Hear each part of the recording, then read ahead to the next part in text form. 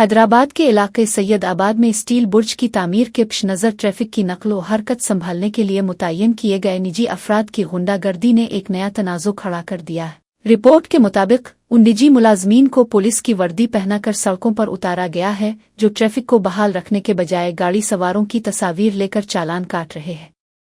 مقامی شہریوں اور گاڑی سواروں نے اس پر شدید احتجاج کرتے ہوئے سوال اٹھایا ہے کہ کن قواعد کے تحت نجی افراد کو پولیس کا سرکاری لباس پہننے اور جرمانے کرنے کی اجازت دی گئی۔ عوام کا الزام ہے کہ یہ افراد ٹریفک کی روانی کو بہتر بنانے کے بجائے عام لوگوں کو ہراساں کرنے اور غیر قانونی طور پر جرمانے عائد کرنے میں مصروف ہیں۔ سوشل میڈیا پر ان افراد کی ویڈیوز وائرل ہونے کے بعد محکمہ پولیس کی کارکردگی اور دیانتداری پر بھی انگلیاں اٹھائی جا رہی ہیں۔ ٹریفک کے اعلیٰ حکام سے مطالبہ کیا گیا ہے کہ وہ اس معاملے کی فوری تحقیقات کریں اور پولیس کی وردی کا غلط استعمال کرنے والوں کے خلاف سخت قانونی کارروائی کی جائے۔ شہریوں کا کہنا ہے کہ اس طرح کے اقدامات سے پولیس کے وقار کو ٹھیس پہنچ رہی ہے اور عوام میں عدم تحفظ کا احساس پیدا ہو رہا ہے۔